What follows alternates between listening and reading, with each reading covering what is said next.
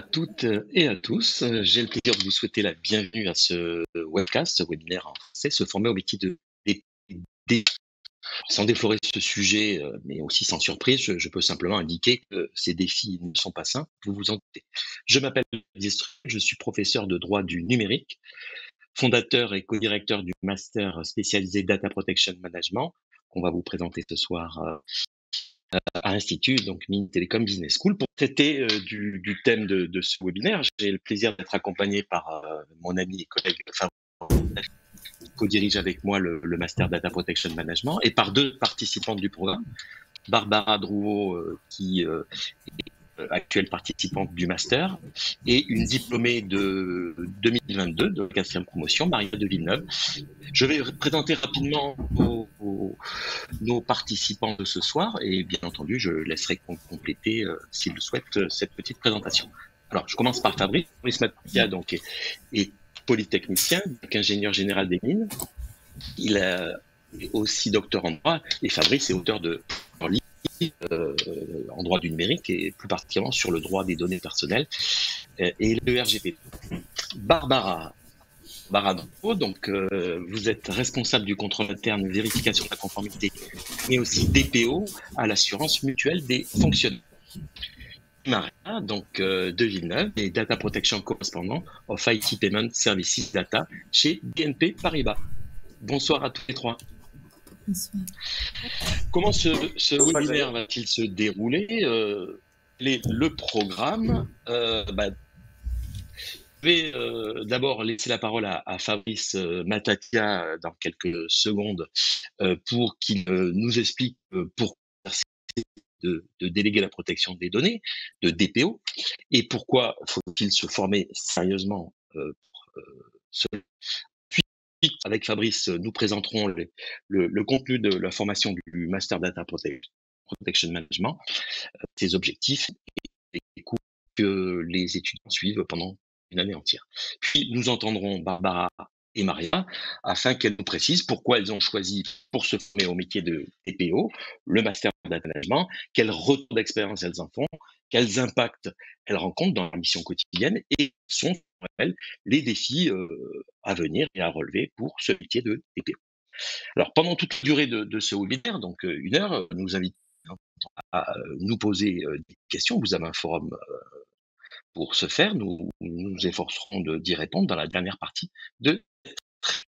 Sans plus attendre, Fabrice, je te passe la parole afin que tu nous expliques pourquoi exercer le métier de DPO et surtout pourquoi il faut aimer sérieusement ça.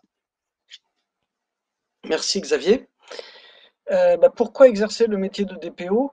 À la limite, je dirais, il y a une réponse simple, parce qu'on s'éclate. C'est vraiment un métier où il y a de quoi s'amuser, il y a énormément de choses à faire, il y a énormément de choses à construire, parce qu'on est dans un domaine nouveau, on est avec des règles qui sont à défricher, donc ça nécessite énormément d'imagination, énormément d'initiative et énormément également d'interaction avec les différents acteurs, avec nos utilisateurs, avec nos clients, pour pouvoir construire des solutions qui répondent à leurs besoins. L'objectif, c'est vraiment d'être au service de nos utilisateurs et de leur trouver des solutions. Ce que n'a pas dit Xavier, c'est que donc c'est un métier que j'exerce quotidiennement, puisque je suis le DPO du ministère de l'Intérieur. Donc, comme vous pouvez vous en douter, au ministère de l'Intérieur, il y a énormément de choses pour s'amuser pour un DPO, mais c'est également le cas dans toutes les autres organisations, que ce soit dans le public ou dans le privé. Des données personnelles, il y en a partout.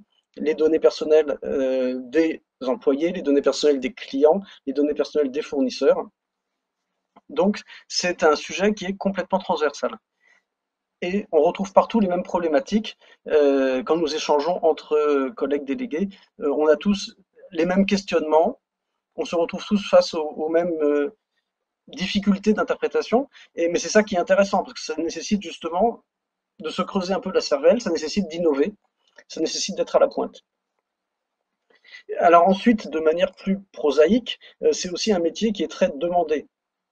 comme les chiffres que Xavier a collectés, qu'on verra tout à l'heure le montrent, il y a une très forte demande en DPO, puisque c'est un métier qui est de plus en plus nécessaire depuis l'instauration du RGPD en 2018. Le nombre de DPO qui était de quelques milliers est en train d'augmenter. On est passé donc à plusieurs dizaines de milliers. Il y a une forte demande. On est sur un métier en tension, donc c'est intéressant de s'y former parce que tout simplement il y a l'employabilité qui va derrière. Forte demande sur le marché, ce qui veut dire également que l'on constate des salaires qui sont assez intéressants. Cela dit, pour exercer ce métier, donc comme je l'ai dit, il faut une capacité d'improvisation, il faut une capacité d'écoute et il faut également une certaine expertise. On ne peut évidemment pas improviser à partir de rien. Et c'est pour ça que pour être un DPO expert, cela nécessite vraiment une formation sérieuse, une formation longue. On ne peut pas devenir DPO avec juste une demi-journée, une journée ou une semaine de formation. Donc, ça nécessite d'acquérir une expertise, ça nécessite également d'avoir une double expertise, expertise juridique d'une part, puisqu'évidemment on est sur des textes européens, donc connaître ces textes, connaître les textes français d'application, et puis expertise technique, puisque le DPO n'est efficace que s'il est vraiment en prise sur les applications dont il s'agit, et pour être en prise, il faut comprendre leur fonctionnement, et il faut être capable de dialoguer avec les techniciens. Donc ça veut dire que le DPO doit déjà, au minimum, avoir une double culture, juridique et technique. Et ensuite, comme ça ne suffit pas, il faut également avoir évidemment des capacités de communication, puisqu'il va falloir expliquer tout ça à son entreprise, il va falloir expliquer tout ça à la direction, il va falloir expliquer tout ça aux employés. Capacité pédagogique, capacité de communication, capacité de diplomatie, parce que vous vous en doutez, les différents métiers n'accueillent pas nécessairement avec des fleurs ce nouvel empêcheur de tourner en rond. Donc il va falloir les convaincre que c'est dans leur intérêt d'assurer la protection des données de l'organisme. Et donc ça veut dire que le DPO doit maîtriser tout un bouquet de compétences, qui sont des compétences aussi bien d'expertise, on va dire technique ou juridique, pointues, mais également en termes de savoir communiquer, savoir convaincre. Mais c'est justement tout ce qui fait, c'est cette difficulté qui fait donc sa rareté, mais c'est aussi ça qui fait sa force, c'est aussi ça qui fait sa valeur.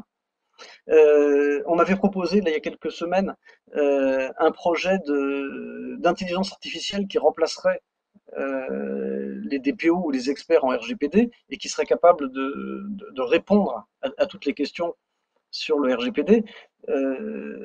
Ça m'a fait rire parce que c'est un domaine dans lequel on fait à chaque fois du cousu humain ou du cas par cas, et chaque situation est différente.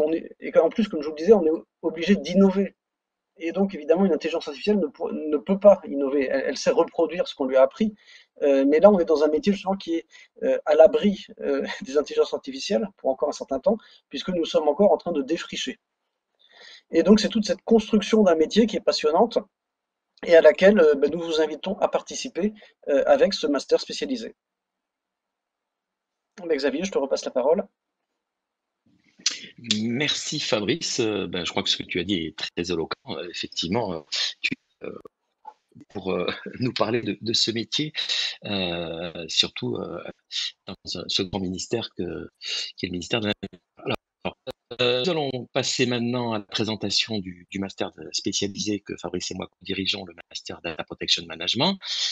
Ce master permet de répondre aux grands enjeux qui ont été avec éloquence par Fabrice, quelles que soient les organisations ou les DPO présents, ils seront les DPO à des problématiques de gestion et de protection des données personnelles, mais pas que des personnels d'ailleurs. Quels sont les objectifs de cette formation que nous avons lancée en 2018? Alors, les objectifs du Master Data Protection Management, vous voyez la ligne qui est affichée, il y en a deux. Le premier objectif, c'est de former, et c'est pas du tout une coupe, des délégués à la protection des données, des DPO très qualifiés, qui sont rendus obligatoires par le RGPD dans de nombreuses organisations. aussi bien publics que privés. Fabrice disait effectivement que, il y a plusieurs milliers de DPO. Alors il y a quelques chiffres à la diapositive, on ne va pas vous assommer avec, tous les chiffres, hein, vous les lisez, hein, donc simplement on peut dire qu'en 2021, il y a eu, 28 810 DPO désignés, à la CNIL par, plus de 81 393 organismes, ce qui fait une augmentation par rapport à l'année précédente. Que constatons depuis l'entrée en vigueur du RGPD en mai 2018?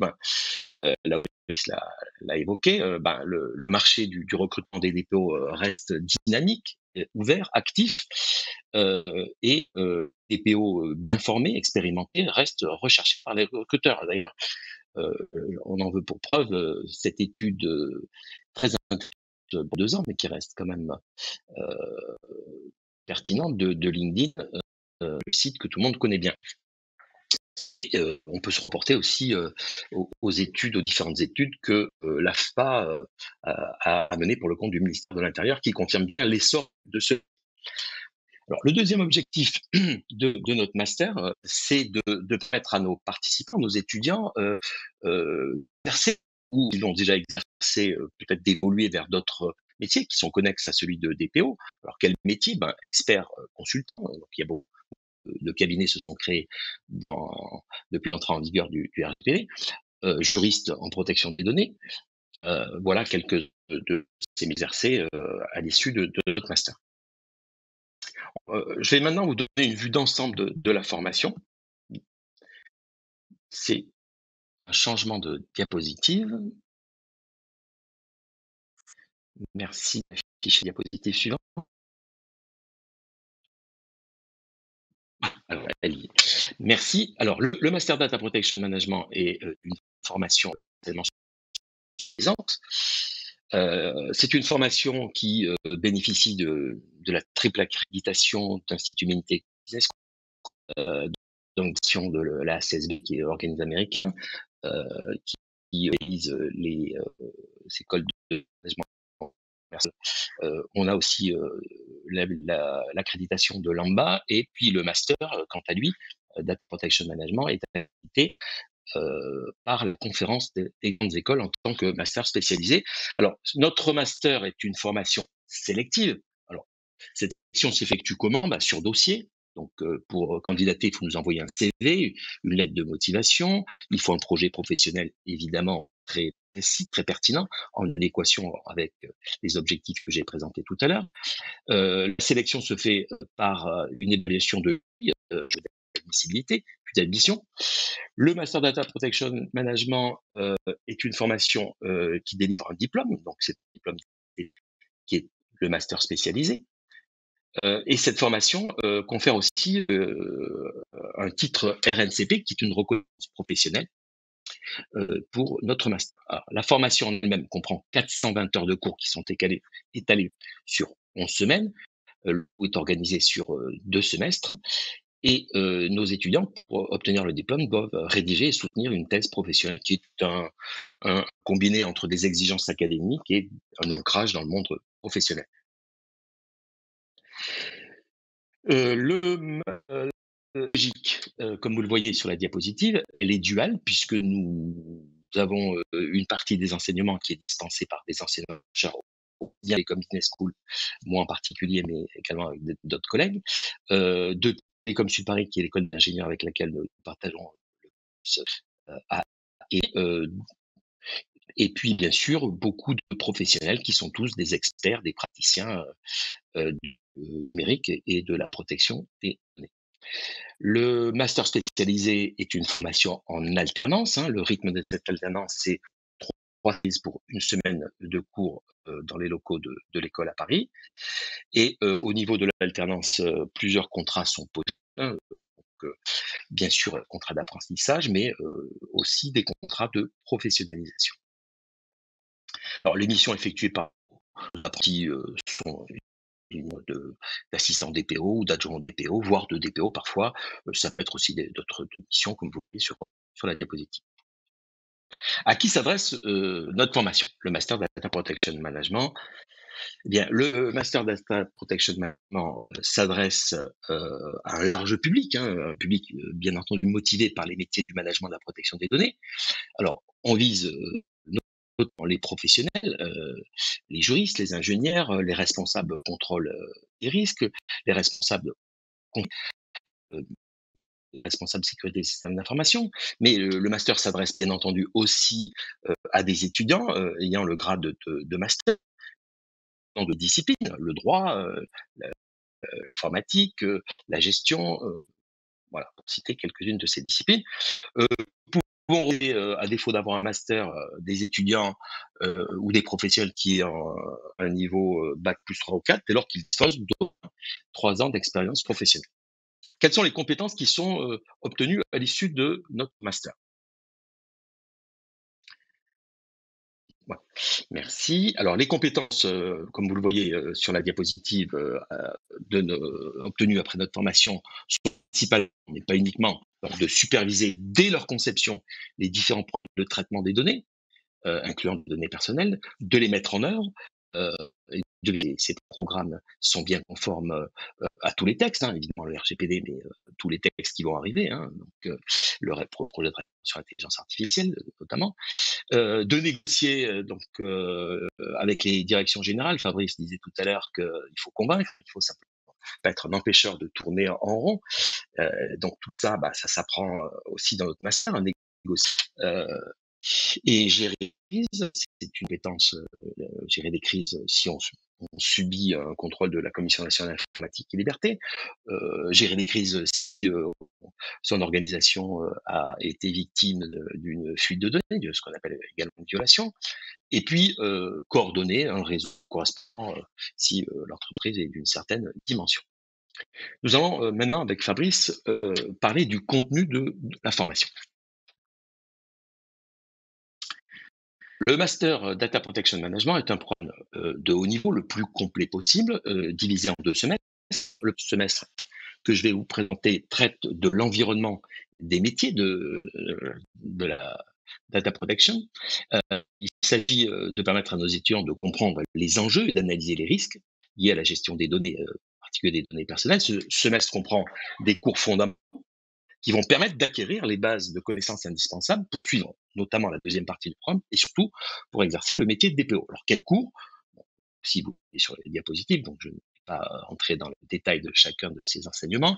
Droit des données, données personnelles, mais pas uniquement des données personnelles, des autres données aussi, qu'un DPO a à connaître. On enseigne également dans la première partie du programme le management et des données, donc ce qui est très important, notamment pour des personnes comme les juristes, mais aussi des informaticiens. On va suivre un cours de gestion de projet.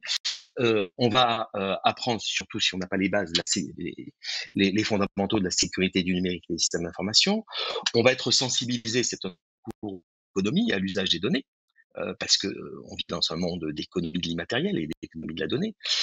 Et puis, on va se former aussi à la pratique de la négociation, j'ai fait allusion tout à l'heure. Et enfin, parce que c'est quelque chose qui monte en régulièrement dans les discours prenantes, on va être formé à l'éthique de la vie privée, au management responsable des données. Voilà. Donc, je vous invite, si vous avez des questions sur chacun de ces de ce premier semestre ou du deuxième que Fabrice va présenter dans quelques secondes, nous demander ces précisions dans le forum de discussion. Voilà, bah, je laisse Fabrice pour présenter maintenant la deuxième partie du programme, donc le deuxième semestre. Oui, alors, Fabrice? je vais juste rebondir sur le premier semestre, qui balaye un peu tous les secteurs des compétences de base que le DPO doit maîtriser. Comme je l'avais dit tout à l'heure, le DPO doit avoir plusieurs facettes, et on remarque si on regarde les profils d'origine des DPO, vous avez, mettons, un quart des DPO qui sont d'origine juriste, un quart qui sont d'origine informatique, et ça veut dire que vous en avez la moitié qui est autre chose.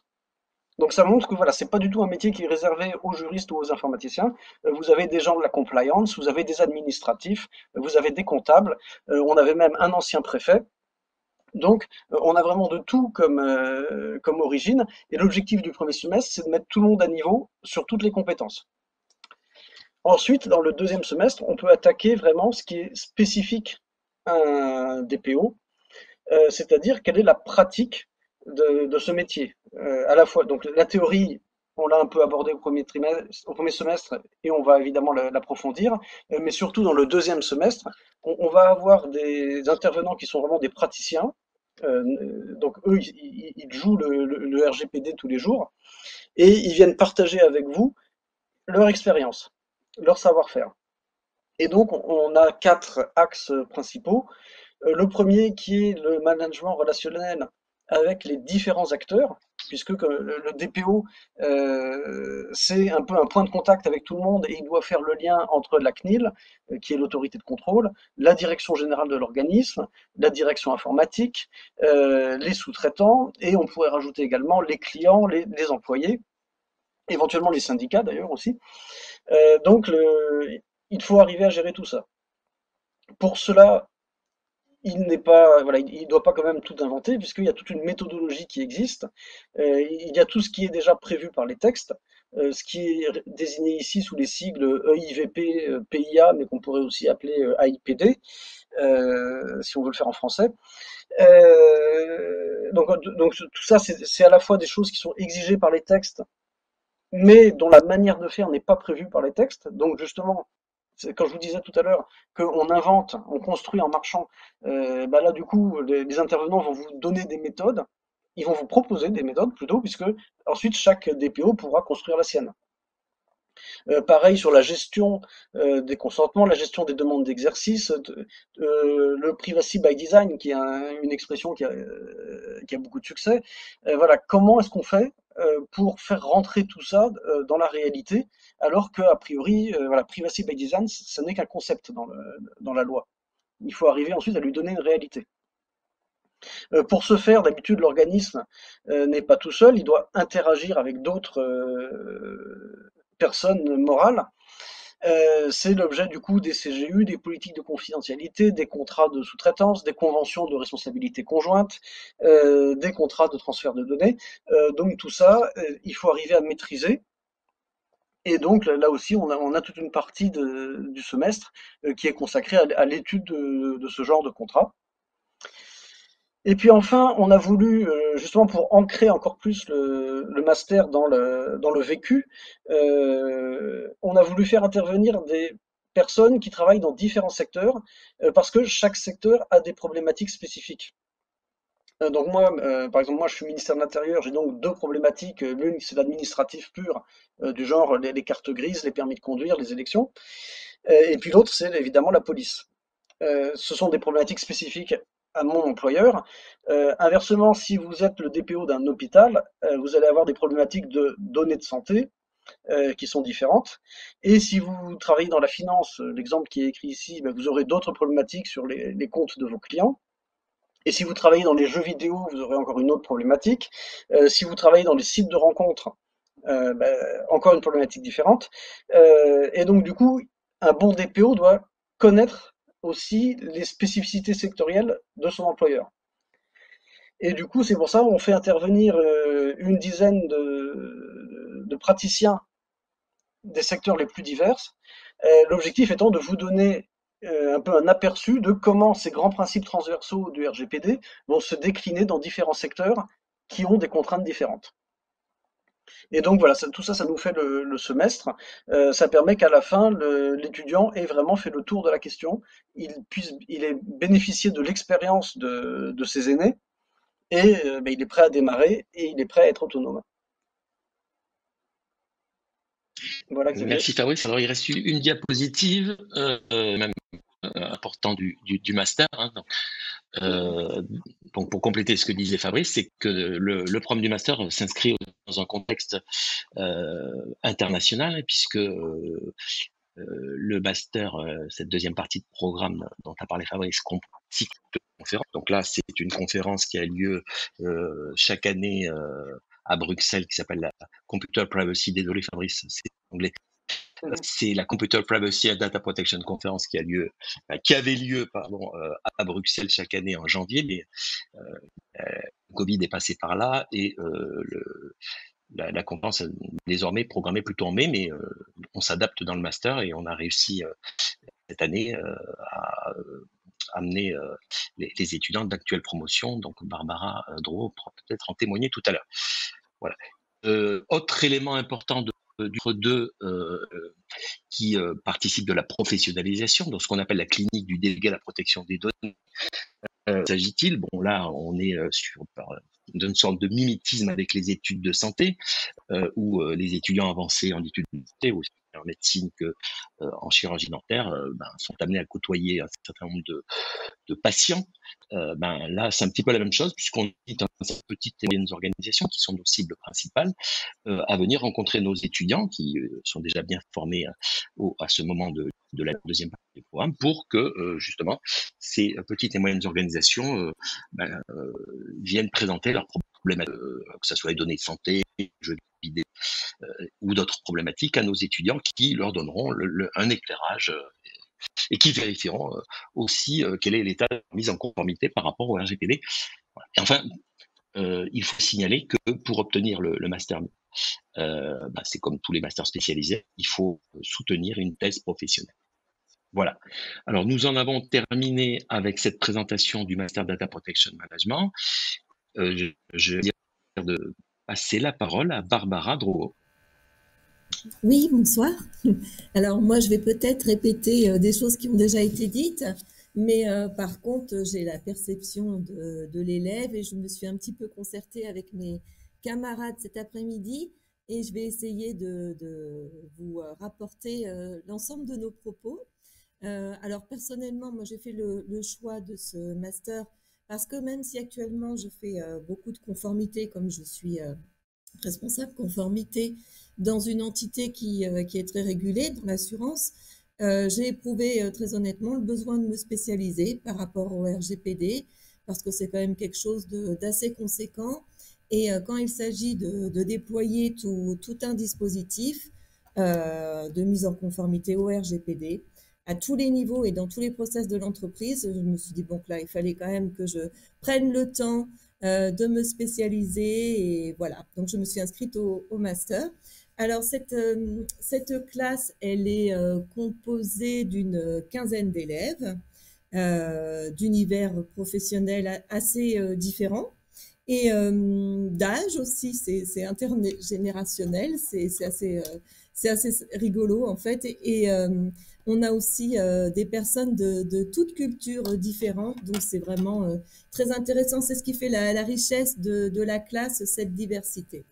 Alors, on travaille beaucoup, on s'éclate, c'est vrai, comme l'a dit tout à l'heure Monsieur Matatia, mais on travaille aussi beaucoup et c'est normal parce que sinon, je vois pas trop comment on peut être compétent et apprendre des choses sans passer par cette phase de travail.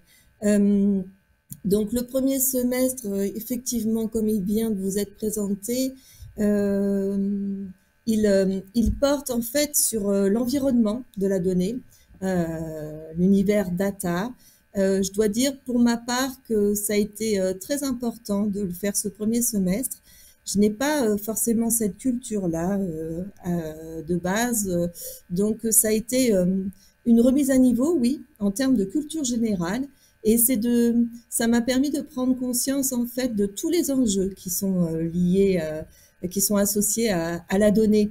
Bien sûr, enjeux de vie privée en ce qui concerne la protection des données, mais également tout ce qui est valeur de la donnée, l'éthique, la sécurité numérique qu'on a abordée.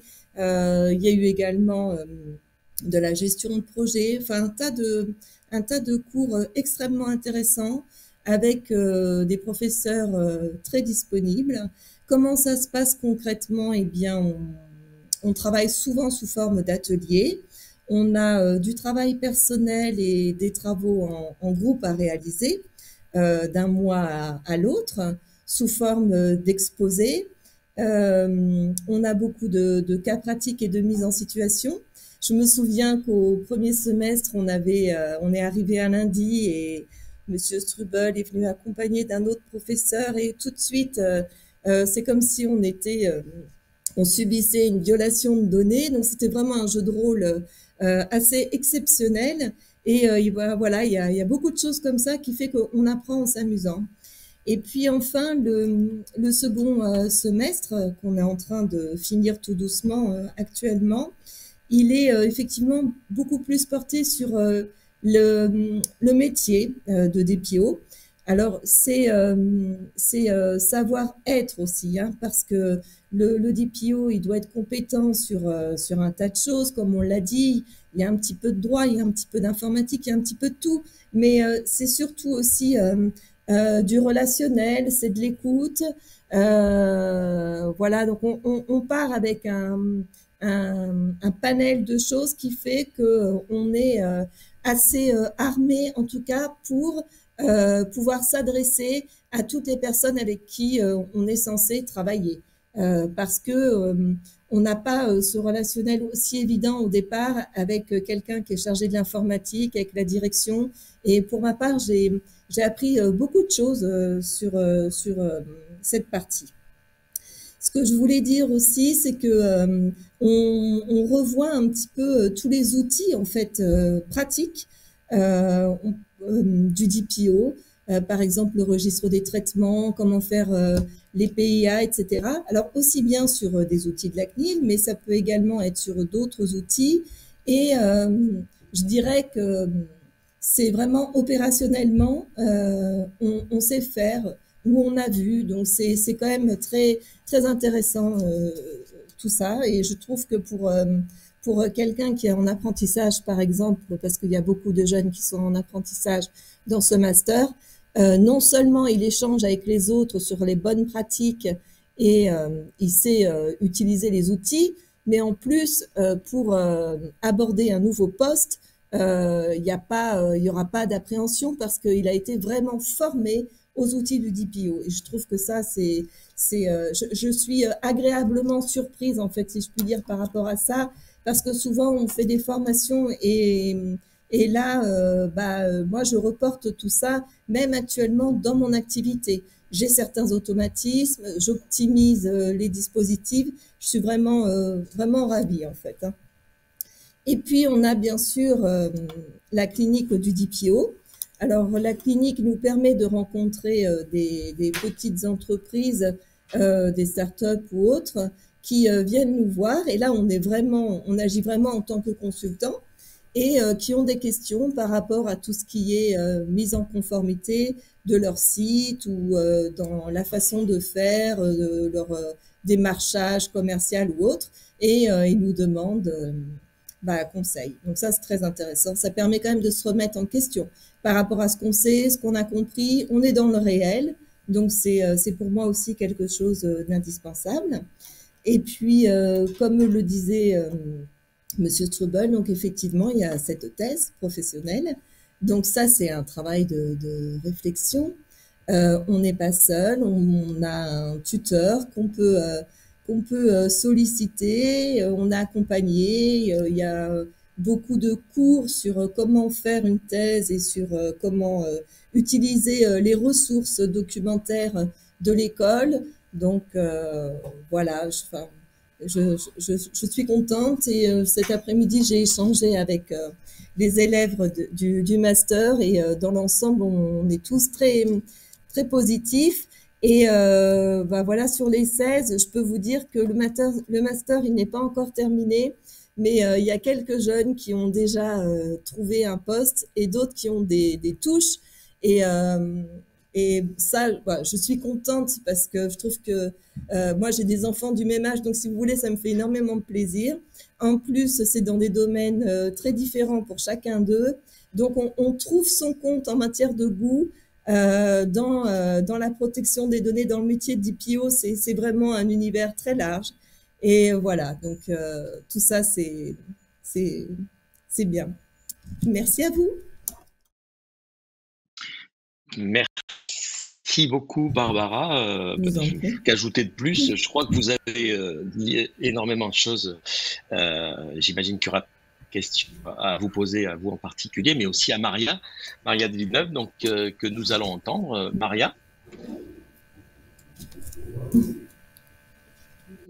Alors moi, je voulais commencer rapidement en vous parlant un peu de mon parcours et pourquoi je suis arrivée dans la protection des données et dans ce master. Donc il faut savoir que moi j'ai fait mes études en économie aux États-Unis et ensuite j'ai travaillé à New York dans la publicité digitale. Donc je suis arrivée dans ce monde un peu par hasard, sans vraiment le connaître.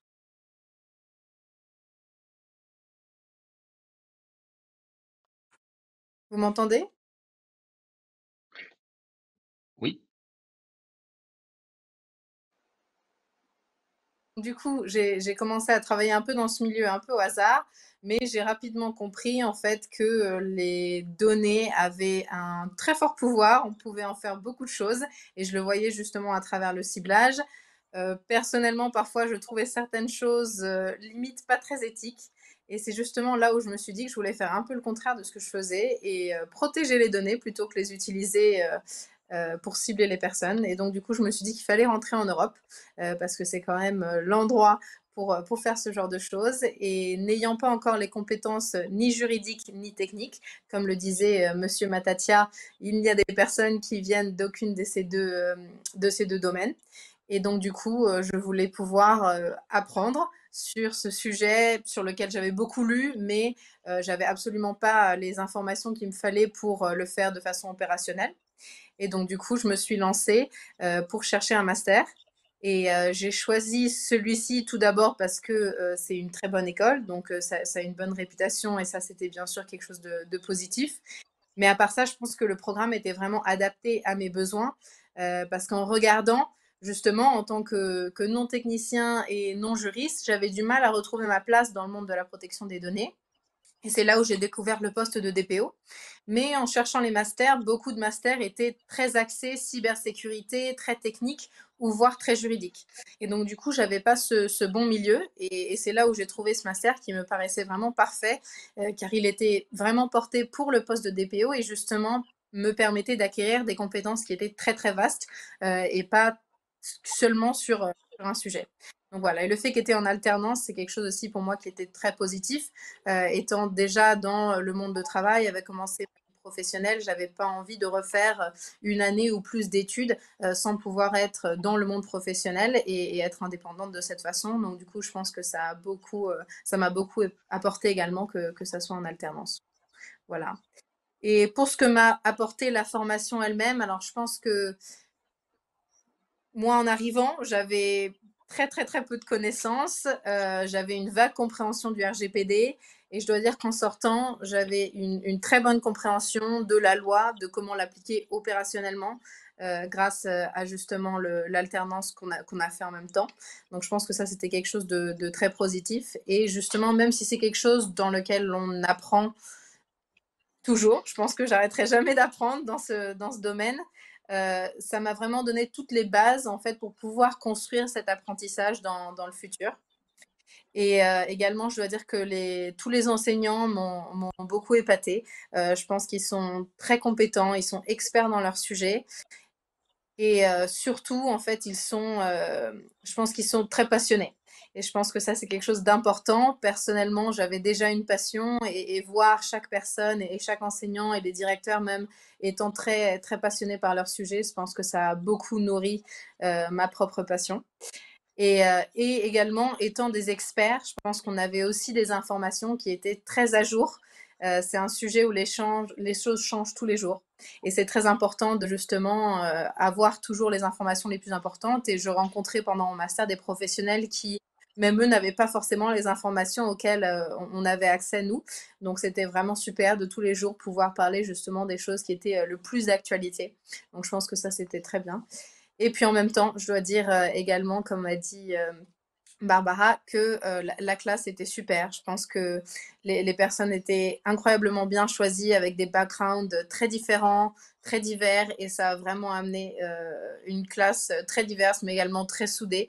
On s'entendait très bien, donc du coup, je pense qu'on s'est beaucoup amusé aussi. Donc c'était quelque chose de positif. Et puis en même temps, je dois ajouter aussi que la capacité d'aller à la conférence est quelque chose de très positif. Malheureusement, dans mon année, elle a été annulée à cause du Covid, ou en tout cas déplacée. Et donc, du coup, j'ai pas pu y aller pendant mon master, mais j'ai décidé d'y aller avec BNP Paribas et j'ai vraiment adoré. Pareil, il y a beaucoup de personnes très passionnées de la protection des données, beaucoup d'informations courantes, toutes les mises à jour du moment. Et donc, je pense que c'était vraiment une très belle expérience. Et je voulais rajouter aussi la clinique du DPO, parce que je pense que ça aussi, c'était quelque chose qui était assez important. Quand on apprend autant de choses dans tellement de domaines différents, on peut se dire qu'on n'a pas appris suffisamment. Mais en fait, justement, étant face à des personnes qui nous posaient des questions, je pense que ça nous a vraiment aidé à prendre confiance en nous et nous rendre compte qu'on avait vraiment la capacité et les informations de répondre à ces questions et qu'on avait vraiment appris beaucoup de choses qui allaient nous servir. Donc, je pense que c'était très positif. Et aujourd'hui, je pense que ça a eu beaucoup d'impact dans mes missions d'aujourd'hui. Tout d'abord, pour trouver mon poste, parce que je pense que venant d'une école américaine, j'avais pas forcément toutes les portes ouvertes. C'était un peu plus difficile de trouver des postes ou des opportunités qui me convenaient.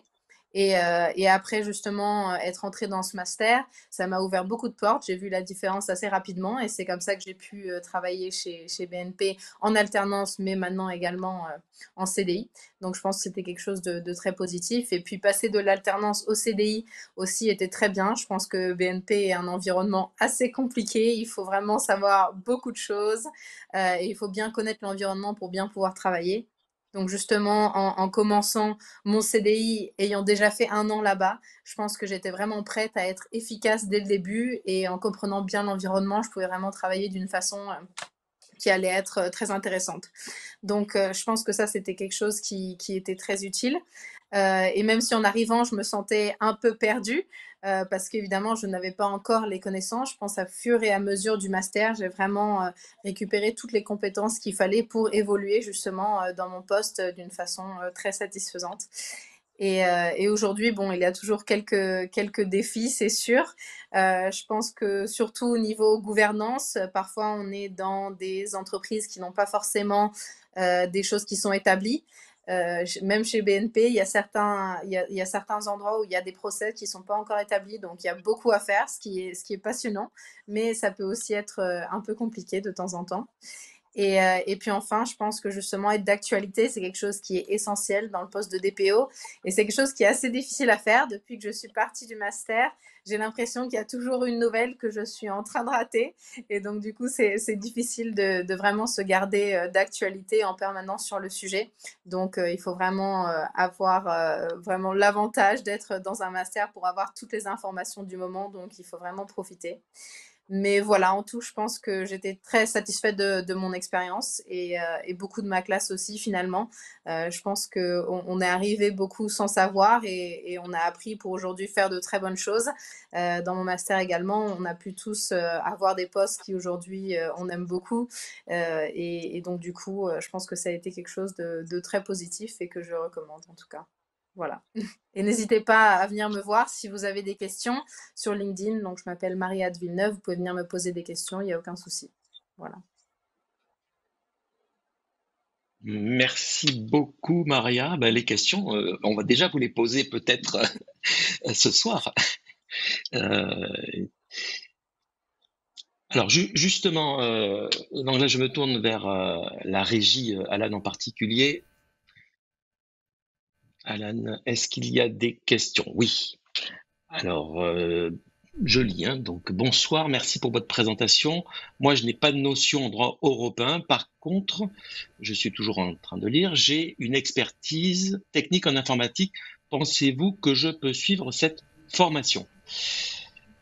Alors, je vais peut-être commencer par répondre et puis je laisserai Fabrice, Barbara et Maria compléter s'ils le souhaitent. Oui, bien sûr, puisque je le disais tout à l'heure, le master est ouvert à toutes les disciplines hein, d'origine, hein, pour peu qu'on a un projet ancré dans le domaine de la protection des données. Justement, le master va vous apporter les briques qui vous manquent pour exercer le métier de DPO ou d'autres métiers qui sont connexes à ce métier. Voilà, je ne sais pas si Fabrice peut compléter, puis après, ou Maria, en quel ordre? Je vous laisse rebondir. Oui, justement, la situation n'est pas inhabituelle. Justement, au contraire, souvent les personnes ont une des compétences avant d'arriver, et le master a bien été conçu pour accueillir tout le monde et pour qu'à la sortie, ils aient toutes les compétences. Ben là, je laisse nos deux étudiantes qui vont pouvoir confirmer ce que je dis, mais voilà, l'objectif c'est bien de. On sait que personne ne maîtrise tout à l'entrée, sinon ce serait pas la peine. Ah oui. Maria ou Barbara? Ah bah alors, bon, j'y vais, je me lance. Ben, actuellement, en fait, dans la classe, il y a 2 personnes qui sont informaticiens. Et ben, je veux dire, le droit, effectivement, ils n'en ont jamais fait. Et ça n'a pas été un souci. Il y a une remise à niveau, en fait, hein, quelque part. Et je trouve même que eux s'en sont mieux sortis sur les matières juridiques que nous sur les matières informatiques. Mais voilà, c'est en communiquant, on s'apprend tous des choses et non, on arrive quand même à avoir de belles notions, par exemple pour un juriste sur tout ce qui est sécurité numérique et pour l'informaticien, non, à force d'aller en cours et de faire des travaux, il commence à avoir de bonnes bases sur le RGPD et sur le droit en lien de toute façon avec la protection des données. Ça, c'est sûr. Merci. Ouais, Et je pense que Maria peut témoigner aussi. Oui, moi je suis tout à fait d'accord. Enfin, comme j'ai pu le dire, moi j'avais vraiment pas d'expérience en droit ni d'expérience en informatique. Donc déjà, tu as un point d'avance sur moi et j'ai réussi à m'en sortir. Donc je pense que c'est absolument possible. Bon. Merci. On va prendre une autre question. La thèse professionnelle, je lis, est à rendre en combien de temps après la fin de la formation? Est-elle tutorée ou suivie par un membre du corps professoral? Alors, je vais commencer là aussi, puis je laisserai compléter si besoin. Alors, la thèse professionnelle, est-ce qu'on peut rafficher la question? Parce qu'elle est partie trop vite. Pour pas oublier des éléments. Oui, alors la thèse professionnelle est à rendre et surtout à soutenir en fin de formation. Donc actuellement, là pour l'actuelle session du master, les soutenants sont prévus au mois de février de l'année 2023, sachant que l'entrée dans le programme était un an auparavant, donc février 2022. Est-elle tutorée? Oui, ça a été dit. Donc chaque étudiant est suivi par un directeur ou une directrice de thèse professionnelle qui doit nouer un contact particulier avec ses étudiants, mais on peut évidemment aller chercher d'autres expertises qui ne sont pas forcément des expertises de son directeur ou de cette directrice, qui sont dans l'équipe pédagogique du master. Donc là, peut-être que je vais laisser Maria et Barbara témoigner sur cet aspect. Oui, Maria, moi je pense que... Vous voulez commencer? Oui. Pour la thèse professionnelle, en tout cas, je pense que c'est quelque chose qui peut faire un peu peur, c'est sûr, et c'était pas quelque chose de simple. Mais en tout cas, je pense que c'était vraiment un exercice intéressant. Sur le moment, on se le dit peut-être pas, mais je pense qu'il faut vraiment choisir un sujet qui intéresse. Parce qu'on va se plonger dedans et avoir beaucoup d'informations. Donc, je pense qu'il faut vraiment l'utiliser comme l'occasion de justement prendre quelque chose qu'on veut faire et prendre un sujet qu'on passerait peut-être jamais autant de temps. Et donc, justement, ça donne une opportunité de le faire. Et moi, personnellement, j'ai décidé de le faire également à travers des entretiens. Donc, en fait, ça m'a donné un peu une légitimité pour aller justement voir beaucoup de personnes, leur poser beaucoup de questions qui m'intéressaient. Et donc, du coup, j'étais assez contente, en fait, de pouvoir faire toute une recherche qui, aujourd'hui, je pense, m'aide dans le monde professionnel. J'avais choisi justement la sensibilisation RGPD en tant que levier d'innovation, parce que moi, je vois la conformité au RGPD comme une valeur ajoutée et pas juste une contrainte. Et donc, du coup, je voulais justement avoir les arguments pour pouvoir mettre ça en avant. Et donc, du coup, c'est beaucoup de travail pour faire cette recherche, avoir cette information, avoir des retours d'expérience. Et justement, la thèse professionnelle m'a permis de faire ça. Donc voilà, même si difficile sur le moment, ça peut être très intéressant comme exercice. Merci. Et Barbara, peut-être. Bon, si vous voulez ajouter quelque chose, avec plaisir. Alors, j'ajoute juste parce que sur le fond, moi, je suis tout à fait d'accord avec ce qui vient d'être dit également. Et c'est important de faire un travail personnel sur quelque chose que l'on aime, de raisonner ça longtemps, en fait. Ça, c'est intéressant. Et par contre, oui, il ne faut pas s'inquiéter parce qu'il y a un petit peu une source d'inquiétude dans la question, mais on a accompagné sur la méthodologie en ce qui concerne la thèse. On y revient souvent et il y a effectivement un tuteur et d'ailleurs tous les professeurs de l'IMT sont tout à fait disponibles par rapport à ça. Il ne faut pas hésiter à poser des questions et puis voilà, c'est enfin ça se fait au fil de l'eau et non, il n'y a pas de souci quant à la méthode. Mais c'est vrai que ça peut faire un peu peur, effectivement. Mais non. Voilà.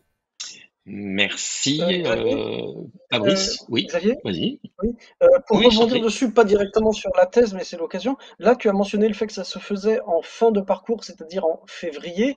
Peut-être que pour nos auditeurs, Non, il faudrait donner quelques précisions sur le calendrier. Oui. la soutenance, c'est en Oui, février. La thèse oui, commence quasiment la première semaine, hein. Parce que dès la première semaine, oui. et Barbara et Maria peuvent en témoigner, on parle Non, de ce sujet et évidemment, ça revient régulièrement, oui, quasiment chaque semaine de cours, hein. bien sûr, mais, Non, mais non, c'est là, tu simplement dis février, mais ce sera plus février après. C'est là qu'il faut peut-être Oui, recadrer le calendrier euh, pour les promos suivantes. voilà. Donc, alors en 2023, effectivement, il va y avoir un changement majeur. Enfin, on va ouvrir une session en février 2023, mais il est prévu d'ouvrir une session ensuite en septembre 2023 pour revenir à un rythme plus orthodoxe, qui est plus le rythme des établissements d'enseignement supérieur, où les formations débutent en général au mois de septembre. Je ne sais pas si ça répond à la question de Fabrice, ou Mhm. l'observation de Fabrice. Oui, c'est ça, je pense qu'il fallait On a, préciser. oui, tu as raison, Fabrice. Alors, on a un petit peu de temps pour une ou deux autres questions, s'il y en a. Alors, je continue ma lecture des questions. Bonjour, merci pour cette belle présentation. Donc, je voudrais un éclaircissement sur la place du DPO dans l'entreprise. Est-ce que les débouchés sont orientés dans des secteurs spécifiques? Si on considère une structure de télécommunication, par exemple, quelle serait la place du DPO? Alors là, je vais laisser peut-être Fabrice répondre directement, puis là, si Barbara et Maria veulent compléter, puis éventuellement, je pourrais ajouter un mot. Fabrice? Alors, toutes les entreprises qui gèrent beaucoup de données personnelles, que ce soit de leurs employés ou de leurs clients, ont besoin de DPO parce que c'est un métier. Le DPO, il a d'abord un rôle de conseiller, donc il va aider l'entreprise à être en conformité. Et l'entreprise, si elle n'est pas en conformité, elle encourt des risques. À la fois un risque de réputation, et aussi un risque de sanction qui peut être un risque de sanction financière. Je ne sais pas si vous avez vu cet après-midi, le réseau social américain Discord vient de prendre 800 000 euros d'amende en France par la CNIL. Donc vous avez un risque de sanction financière qui peut d'ailleurs conduire, c'est arrivé pour des startups à la faillite. Donc c'est un risque qui est non nul. Le risque de réputation également. Vous pouvez ne pas pouvoir supporter que votre réputation soit entachée si vous n'avez pas fait les choses proprement. Donc toutes les grandes entreprises, ou les moyennes ou les petites, peuvent avoir besoin d'un DPO. Et dans le secteur des télécommunications, comme les autres, c'est-à-dire que c'est pas spécifique à certains secteurs. C'est ce que l'on voit quand on voit la variété de tous les métiers de nos DPO qui exercent dans la banque, dans la santé, dans le social, dans les entreprises, dans le jeu vidéo. Enfin, on a vraiment de tout. Donc dans les télécoms aussi bien, puisque le télécom, évidemment, télécom, vous avez des données de vos clients. Et en plus, vous avez en plus les messages privés de vos clients, leur communication. Donc vous avez vraiment des gros enjeux. Donc normalement, une entreprise de télécom a parfaitement besoin d'un DPO. Absolument. On n'est pas centré sur un secteur d'activité, même si, on l'a dit tout à l'heure, on fait des focus sur différents secteurs après avoir traité du transversal. Voilà. Donc, est-ce que Barbara, qui est DPO dans une entreprise Oui, je suis DPO importante? au sein dans une entité assurantielle.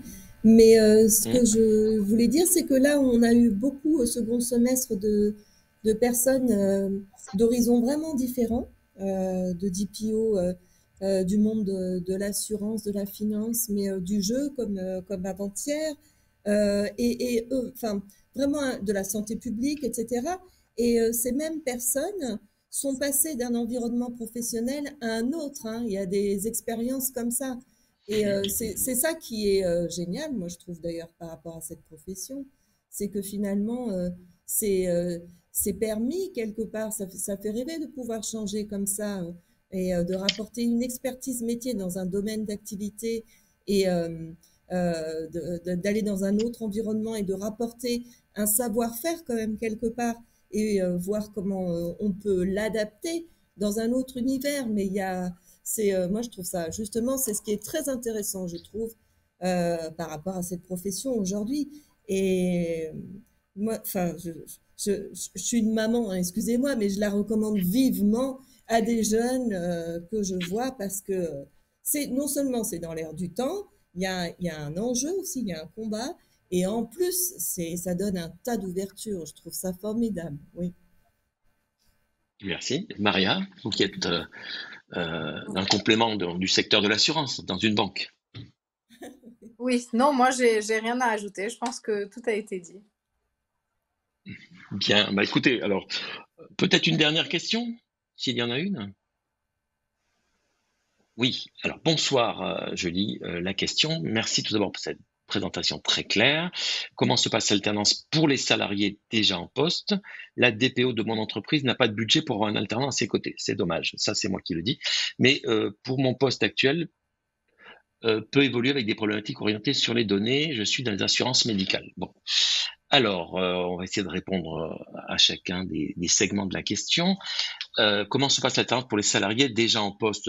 Il n'y a pas de souci. Hein. Tout à l'heure, j'ai mentionné les contrats d'apprentissage, les contrats de professionnalisation, mais bien entendu, si on est déjà en poste en tant que salarié et si son employeur est d'accord, on peut suivre la formation apportée par le Master Data Protection Management. Il n'y a aucun problème. Il faut se rendre disponible, bien entendu, une semaine par mois avec l'accord, je le répète, de son employeur. Alors, sur la question du budget, ça, c'est difficile de répondre. Effectivement, j'imagine que la question doit être en tension actuellement. Et donc là, je vais laisser Fabrice, Barbara ou Maria peut-être compléter, ou s'ils le souhaitent, sur ces questions de budget, c'est-à-dire de moyens finalement alloués à ses missions de DPO. L'important, c'est de convaincre l'employeur, dans ce cas-là, de l'intérêt d'avoir quelqu'un de formé, même s'il n'a pas le titre de DPO, mais quelqu'un qui peut apporter quelque chose à la protection des données et à la conformité, va donc apporter sa pierre à la sécurité de l'entreprise au sens large. Et c'est ce qui a été dit, je crois, par Barbara, c'est-à-dire que c'est un avantage aussi d'être en conformité, d'être propre. Il faut arriver à valoriser ça et à pas avoir ça seulement comme une contrainte. Donc ce que l'on peut vendre, c'est le fait que ce sera un plus pour l'entreprise, voire un avantage concurrentiel d'arriver à être en conformité. Exact. Maria ou Barbara? Je dirais qu'il n'y a pas toujours un budget, donc si c'est pas possible de convaincre, en tout cas je sais que c'est possible aussi de financer par soi-même.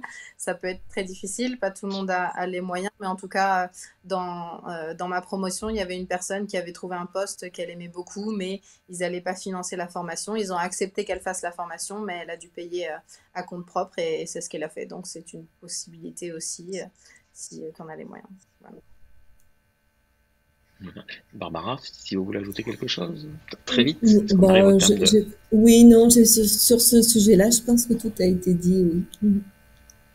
D'accord. Écoutez, il nous reste à vous remercier, hein, donc Fabrice, Barbara, Maria, d'avoir participé à ce webinaire. Nous espérons que nous avons répondu à vos questions. Nous sommes désolés de ne pas avoir pris les autres questions. Si certaines interrogations sont restées sans réponse, si vous avez donc d'autres questionnements, n'hésitez pas à vous rapprocher de l'équipe d'admission de l'Institut Mines-Télécom Business School, qui va s'afficher dans quelques instants, je l'espère. Non.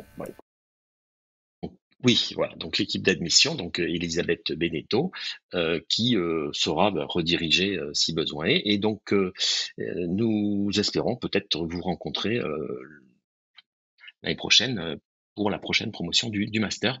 Bonsoir à toutes et à tous. Bonsoir.